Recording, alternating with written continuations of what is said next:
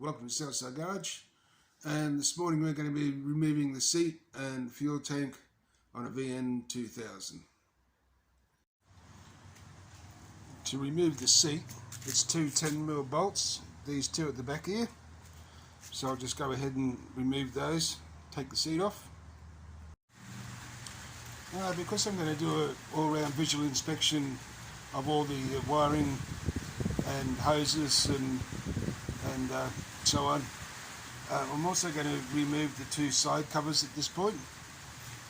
So on this side you'll need your key to unlock this side cover, and the one on the other side just pops straight off. So I'll go ahead and do that. Before I start on the fuel tank, I'm actually going to remove this battery cover and disconnect the battery leads, as we're going to be disconnecting wiring and fuel lines and so on, and they're all close together on the other side there. So to prevent fire or any short or anything like that, we're going to disconnect the battery cables just to be safe.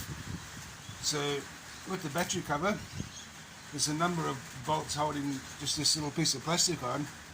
So what I did in the past, the first time I had to go into the battery, when I put the cover back on, I just used two of the bolts to hold the cover. I think that's more than ample just to hold that little cover on. So two of the bolts that are easily accessible there, and then don't forget to move your wiring connector there. You don't need to unplug it, but just lift it off out the way, because it actually clips into the cover as well, so you don't want to be yanking on your wires there. So I'll just go ahead and do that.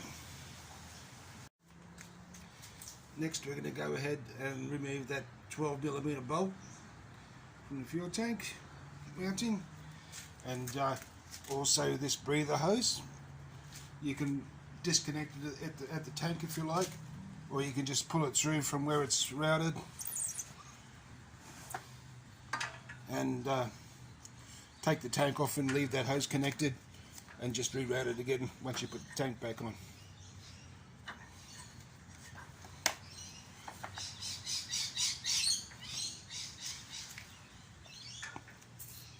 So I'll go ahead and remove that 12mm bolt now.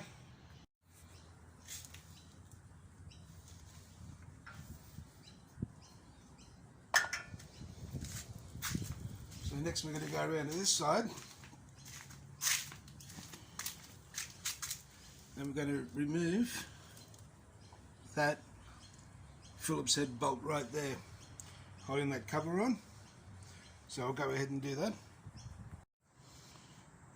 Once you've removed that bolt from the side, then this cover just pops off in the same fashion that your side covers pop off. It's quite simple. So now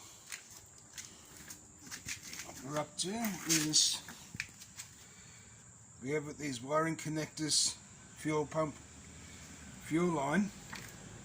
So what we're going to need to do is disconnect some of these wiring connectors, and possibly drop this whole assembly down and get at the fuel line, where we can disconnect it there, and then the tank should be right to come off. The reason for disconnecting some of these connectors here is that they run up to your instrument panel up there, so they do need to be disconnected. And to give yourself a bit more access to the fuel line, we may have to undo these bolts here, drop this plate down a little bit, just so we can get better access to the high pressure fuel line out of the fuel pump.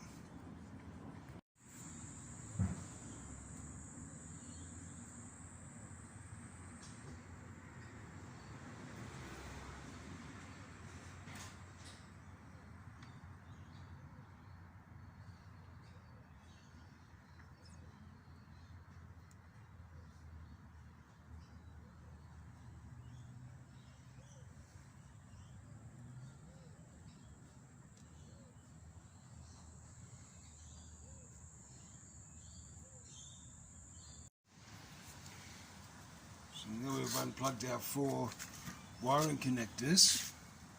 I'll just go through them with you. So this one, the first one, the tab that needs to be pressed down is at the front.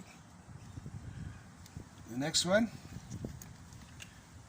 it's at the front also, but it's not down on that,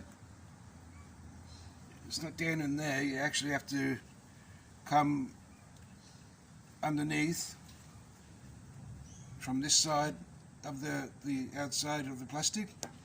So you need to get in between there and here, and then that'll just come straight out. The next one is this one. Its retainer is right there, which goes into the front right there. So screwdriver again at the front. And this last one, which is this one, its retainer is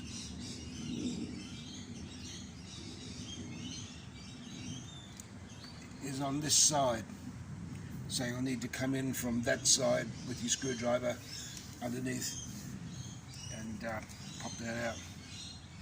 So there are your 4 plugs, wiring plugs, and you have these metal keepers here that the wiring's looms run through. And there's another one up under there, so I have to pull all of those wires out the way, and then we're going to undo these bolts that hold this plate on with the other half of the wiring loom, so we can smooth that a little bit out of the way so we can get at the fuel line and disconnect that.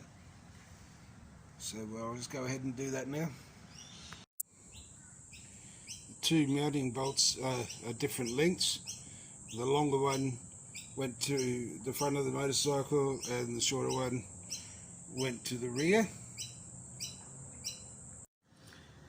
Next we're going to need to push those orange tabs back and remove the fuel line off the fuel pump. And then the next will be another breather on this side of the tank at the rear.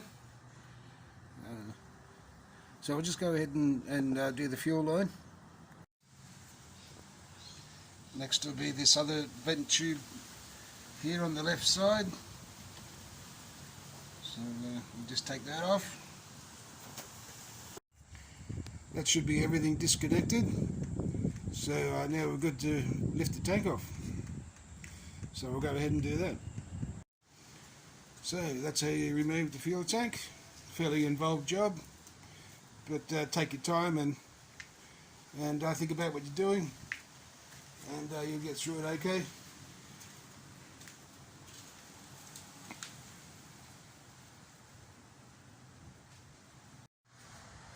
So that wraps it up for the fuel tank removal video. Obviously to put it back on again is just the reverse of what's been done to take it off. I hope that helps somebody, and I'll catch you on the next one.